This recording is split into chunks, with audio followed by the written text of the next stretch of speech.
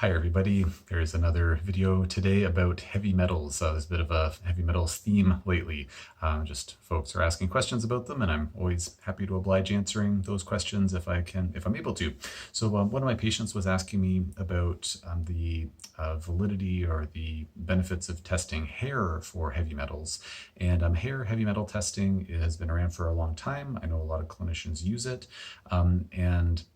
What I'm about to say doesn't in any way insinuate that hair heavy metal testing is not useful in the right skilled hands.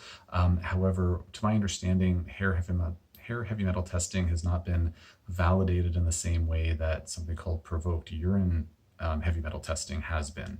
And that's kind of the standard way that we test for metals in the majority of cases when we're wondering about if there's heavy metals that have accumulated in the tissues of the body.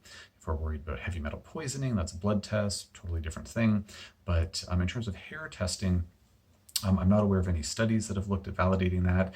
And I've seen in my own practice patients who bring in their hair heavy metal testing, and it says, they're high in this, that, or the other heavy metal. Then we do the more, to my understanding, the more official testing with the provoked urine heavy metal testing, and we see that the results do not line up at all. They're very different. Sometimes they do, but sometimes they're wildly different. And so I'm where, to my understanding, the provoked urine heavy metal testing is the gold standard. The hair test, in my experience, hasn't really held up to that. The other question mark that I have in my mind around the hair testing, hair heavy metal testing, is what is it actually telling us? Because if you do the test and it comes back showing lots and lots of lead, well, does that mean that the patient has so much lead in their body that it's literally oozing out of their hair and other routes of excretion? Or does it mean that their body is so darn good at getting rid of lead that they can even flush it out through their hair? They're just so good at getting rid of it. So does high lead in the hair, is it a bad thing or is it a good thing? I don't know. We can kind of argue it either way.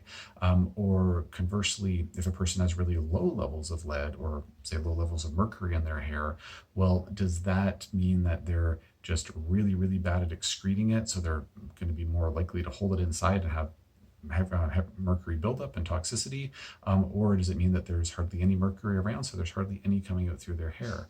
I know that there have been some studies that have looked at the presence of heavy metals in hair, and making some clinical correlations there, but in terms of actually validating it to see if it's been proven to show the body load of the various metals, that's something that I have not come across that information yet.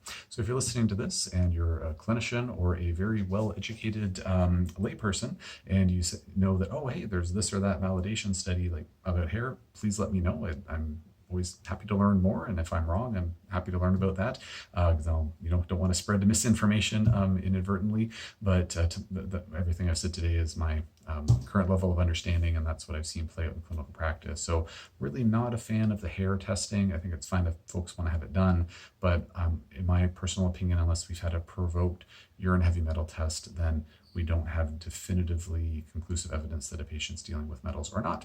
So I hope this information was useful. If you have any questions or comments about this topic, please post in the comment section below, and otherwise I will leave it there for now.